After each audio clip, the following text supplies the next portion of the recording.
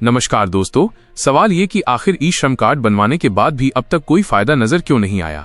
बहुत सारे लोग शिकायत करते हैं कि उन्होंने ई श्रम कार्ड 2 साल पहले बनवाया, कोई कहता है 3 साल पहले बनवाया, कोई 4 साल पहले, लेकिन अब तक इसका कोई सीधा लाभ नहीं मिला। तो आज इस पूरे एपिसोड में हम आपको बताएंगे कि ऐसा क्यों है, सरकार का असली प्लान क्या है, ई श्रम कार्ड का असली फायदा कब और कैसे मिलेगा, और क्यों कहा जा रहा है कि आने वाले वक्त में ये कार्ड देश के असंगठित मजदूरों के लिए वैसा ही क्रांतिकारी दस्तावेज साबित होने वाला है जैसा आधार कार्ड रहा है। दोस्तों, सबसे पहले आपको याद दिला दें कि ई श्रम कार्ड योजना की शुरुआत 26 अगस्त 2021 को हुई थी, यानी आज से करीब 4 साल पहले। इस पोर्टल को लॉन्च करने का मकसद था देश भर के असंगठित मजदूरों का एक केंद्रीकृत डाटा तैयार करना, ताकि सरकार को ये पता चल सके कि देश में कुल कितने मजदूर ऐसे हैं जो किसी संगठन से नहीं जुड़े हैं, जिनके पास रोजगार का स्थायी साधन नहीं है और जो सामाजिक व आर्थिक रूप से कमजोर तबके में आते हैं। अब तक के आंकड़े बताते हैं कि लगभग 25 से 26 करोड़ लोगों ने ई श्रम कार्ड बनवा लिया है, लेकिन सरकार का लक्ष्य है कि कम से कम 45 से 48 करोड़ असंगठित मजदूरों को इस दायरे में लाया जाए, यानी अभी आधे से ज्यादा मजदूरों का डेटा तैयार होना बाकी है। यही वजह है कि सरकार फिलहाल इस दिशा में लगातार काम कर रही है और धीरे धीरे पूरे देश के श्रमिक वर्ग को इस पोर्टल से जोड़ रही है। अब सवाल ये उठता है कि जब इतने लोगों ने कार्ड बनवा लिया तो फिर इसका कोई फायदा क्यों नहीं दिख रहा। तो इसका जवाब बहुत सीधा है, किसी भी सरकारी योजना का प्रभाव तुरंत नहीं दिखता।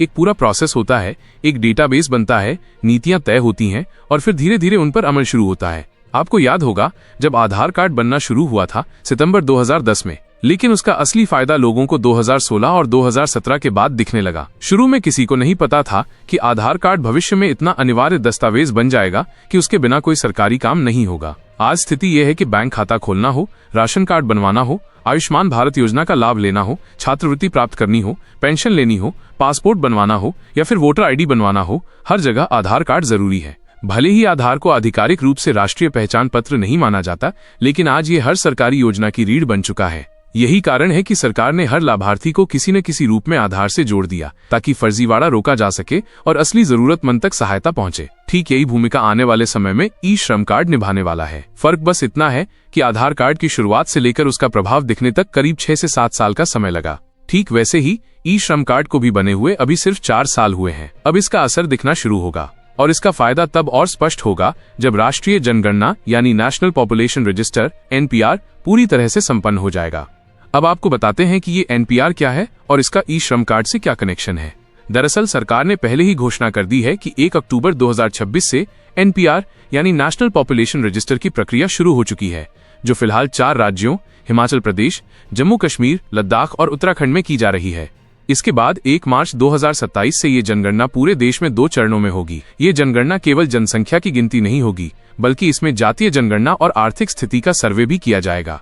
अब सोचिए, पिछली बार जनगणना 2011 में हुई थी और उसकी फाइनल रिपोर्ट 2014 में आई थी, यानी पूरे 13 साल बाद अब एक नई जनगणना हो रही है, जो आधुनिक डेटा और डिजिटल रजिस्ट्रेशन सिस्टम के साथ की जाएगी। और इस बार ई श्रम कार्ड की जानकारी सीधे उस डेटाबेस में लिंक होगी। इसका मतलब ये है कि सरकार को ये साफ साफ पता चल जाएगा कि देश में कितने मजदूर असंगठित हैं, उनकी आय कितनी है, वे किन इलाकों में रहते हैं, किन वर्गों से हैं और किन के पास रोजगार के साधन नहीं है। यहीं से शुरू होगा ई श्रम कार्ड का असली फायदा, क्योंकि जैसे ही जनगणना का फाइनल डेटा तैयार होगा, उसी आधार पर सरकार तय करेगी कि कौन व्यक्ति BPL श्रेणी यानी गरीबी रेखा से नीचे आता है, कौन APL श्रेणी में है, कौन आर्थिक रूप से कमजोर है, कौन सामाजिक रूप से पिछड़ा है और कौन से वर्ग के मजदूरों को तत्काल सहायता की आवश्यकता है। फिर सरकार इन श्रमिकों को डायरेक्ट बेनिफिट ट्रांसफर DBT के जरिए सहायता देगी, जैसे कि प्रधानमंत्री आवास योजना, आयुष्मान भारत कार्ड, अंत्योदय योजना, वृद्धा पेंशन, विधवा पेंशन, विकलांग पेंशन और अन्य कल्याणकारी योजनाओं का लाभ सीधे उनके बैंक खातों में ट्रांसफर किया जाएगा।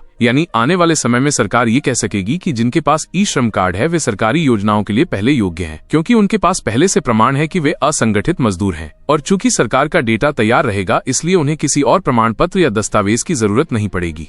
अब सवाल ये भी उठता है कि सरकार इतने बड़े स्तर पर डेटा क्यों तैयार कर रही है। तो इसका कारण सीधा है, सरकार किसी भी वर्ग की वास्तविक स्थिति को जाने बिना सटीक नीति नहीं बना सकती।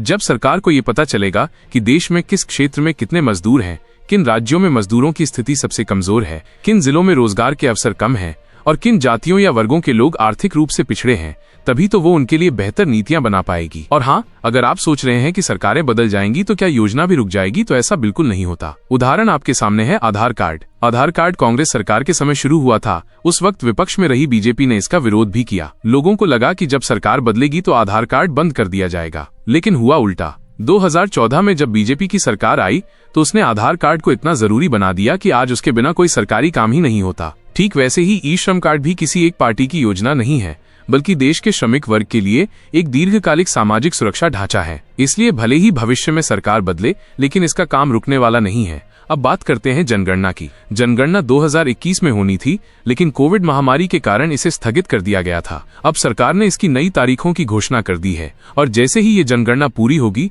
उसका असर ई श्रम कार्ड धारकों के जीवन में सीधे दिखाई देगा, क्योंकि जनगणना के जरिए सरकार को ये पूरी तस्वीर मिल जाएगी कि देश में कौन कहाँ काम कर रहा है, कौन मजदूर है, कौन असंगठित क्षेत्र में है और किन्हें सबसे पहले मदद की आवश्यकता है। इसके बाद सरकार उन सभी लोगों को जो ई श्रम कार्ड धारक हैं, डायरेक्ट योजनाओं का लाभ देना शुरू करेगी। मान लीजिए कि कोई मजदूर गरीबी रेखा से ऊपर है, लेकिन उसका रोजगार अस्थायी है, तो उसे भी कुछ योजनाओं में शामिल किया जाएगा, क्योंकि वो असंगठित मजदूर की श्रेणी में आता है। यानी अब जाति धर्म वर्ग की जगह श्रमिक वर्ग एक अलग श्रेणी के रूप में स्थापित होगा और यही असली बदलाव होगा जो ई श्रम कार्ड लाने वाला है। अब सोचिए, अगर आप ई श्रम कार्ड धारक हैं तो आने वाले वर्षों में आपको क्या क्या फायदे मिल सकते हैं। आपको आयुष्मान भारत योजना के तहत 5 लाख रुपए तक का मुफ्त इलाज मिल सकता है।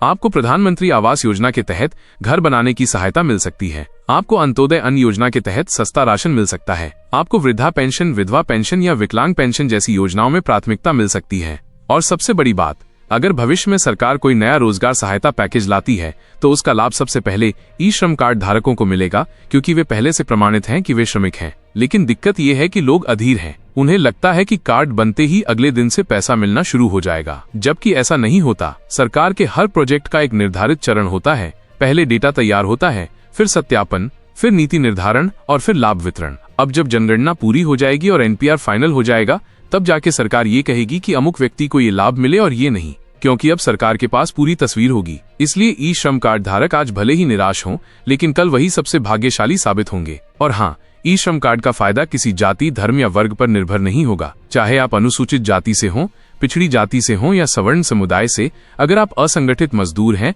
और आपने ई श्रम कार्ड बनवाया है तो लाभ सबको मिलेगा, क्योंकि श्रमिक की पहचान उसकी मेहनत से है, न कि उसकी जाति या धर्म से। अब बात करते हैं सरकार के लक्ष्य की। सरकार चाहती है कि आने वाले कुछ वर्षों में देश का हर मजदूर डिजिटल पहचान के तहत आ जाए, और ई श्रम कार्ड उसी दिशा में एक बड़ा कदम है। एक बार जब ये डेटा पूरी तरह तैयार हो जाएगा तो कोई भी व्यक्ति देश के किसी भी राज्य में काम करे, उसकी स्थिति, पहचान और योजना का लाभ तुरंत ट्रैक किया जा सकेगा।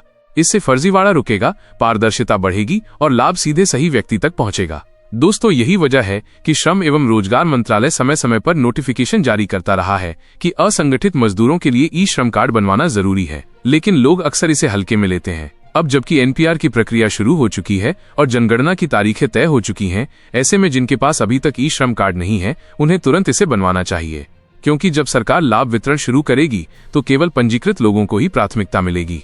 अब एक और बात जो बहुत से लोगों के मन में आती है कि अगर हम बाहर रहते हैं तो जनगणना कैसे होगी। तो आपको बता दूं, जनगणना अधिकारी आपके स्थायी पते और वर्तमान निवास दोनों की जानकारी लेंगे। अगर आप 2 जगह रहते हैं, गांव में भी और शहर में भी, तो आपके दोनों पते दर्ज किए जाएंगे और सरकार के सिस्टम में ये डेटा अपडेट रहेगा। जनगणना के दौरान आपके परिवार के सदस्यों की उम्र, शिक्षा, रोजगार, आय और सामाजिक स्थिति जैसी जानकारी ली जाएगी। इस पूरी प्रक्रिया में ई श्रम कार्ड का डेटा बड़ी भूमिका निभाएगा, क्योंकि वहाँ पहले से आपकी कार्य स्थिति दर्ज है। इसलिए आने वाले 2 साल बहुत अहम है। जैसे ही जनगणना रिपोर्ट फाइनल होगी और सरकार अपने नए सामाजिक सुरक्षा पैकेज की घोषणा करेगी, वैसे ही ई श्रम कार्ड धारकों को डायरेक्ट फायदा मिलना शुरू हो जाएगा। यानी साफ शब्दों में कहें तो ई श्रम कार्ड सिर्फ एक कार्ड नहीं, बल्कि भविष्य का पासपोर्ट है सामाजिक सुरक्षा की दुनिया में। जिन लोगों ने इसे बनवा लिया वे भाग्यशाली हैं, और जिन्होंने अभी तक नहीं बनवाया उन्हें तुरंत बनवा लेना चाहिए, क्योंकि जब फायदा मिलना शुरू होगा तो फिर पीछे पछताने का समय नहीं बचेगा। आखिर में एक बार फिर याद रखिए, आधार कार्ड को लोगों ने शुरुआत में मजाक समझा था, लेकिन आज उसके बिना कोई सरकारी योजना नहीं चलती। ठीक उसी तरह ई श्रम कार्ड को भी बहुत से लोग बेकार समझ रहे हैं, लेकिन आने वाले सालों में यही कार्ड मजदूर वर्ग का सबसे बड़ा सहारा साबित होने वाला है। इसलिए घबराइए मत, धैर्य रखिए, सरकार का प्रोसेस चल रहा है। जनगणना के बाद आपको खुद महसूस होगा कि आपने सही समय पर सही काम किया था, क्योंकि असली फायदा अब शुरू होने वाला है। तो दोस्तों, उम्मीद है कि अब आपको पूरी तस्वीर समझ में आ गई होगी कि ई श्रम कार्ड का असली लाभ कब और कैसे मिलेगा। अगर आप जनगणना से जुड़े सवालों के बारे में विस्तार से जानना चाहते हैं कि जनगणना कैसे कराई जाएगी, कौन कौन से दस्तावेज लगेंगे और अगर आप 2 जगह रहते हैं तो आपको क्या करना होगा, तो इसका पूरा जवाब हमने पहले भी विस्तार से दिया है। आप उस वीडियो को जरूर देखिए ताकि कोई भ्रम न रहे और आप समय से अपने सारे जरूरी दस्तावेज तैयार रख सकें। फिलहाल इतना ही। धन्यवाद। जुड़े रहिए ताकि आपको सरकार की हर योजना की सटीक जानकारी सबसे पहले और सही तरीके से मिलती रहे।